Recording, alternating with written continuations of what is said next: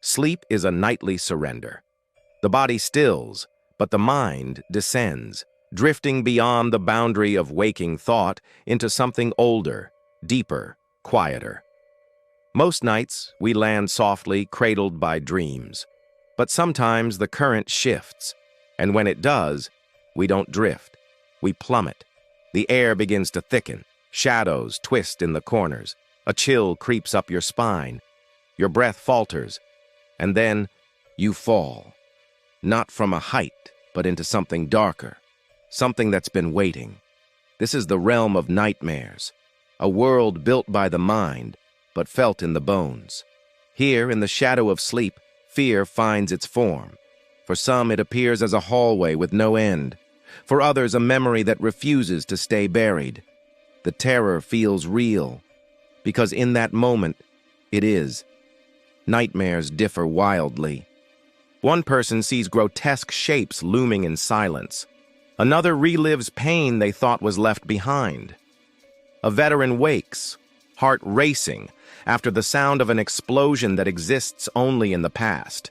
A survivor gasps for breath, legs tangled in sheets, still running from a faceless pursuer.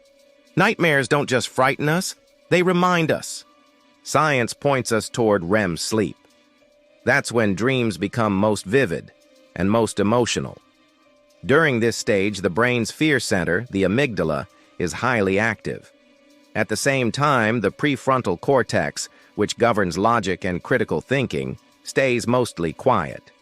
What results is pure emotional immersion. No filter, no restraint, just raw, unprocessed fear.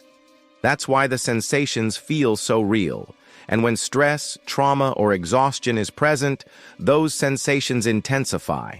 The overworked, unguarded mind becomes a haunted stage, and the show always begins on time. But this fear isn't modern, it's ancient.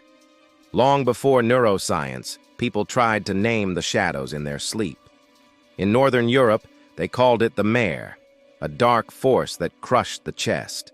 In Newfoundland, it was the old hag, an invisible weight that sat silently in the dark, paralyzing its victims. These stories weren't fiction. They were attempts to understand, to control, to survive, rituals, charms, prayers, all tools to fight back against the unknown. Every culture has its nightmare, and every culture has tried to wake from it. Yet not all nightmares are made of monsters or metaphors. Some are memories. For people living with trauma, sleep offers no escape. They don't imagine the pain. They remember it, again and again. Flashbacks return without warning.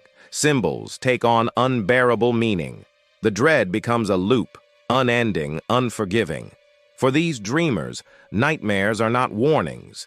They're wounds that haven't closed.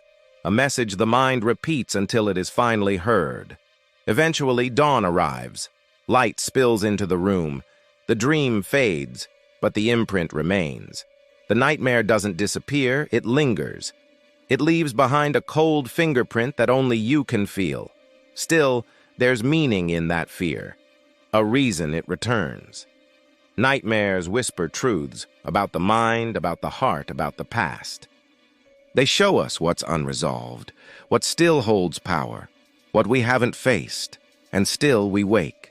We open our eyes, we breathe, and we endure.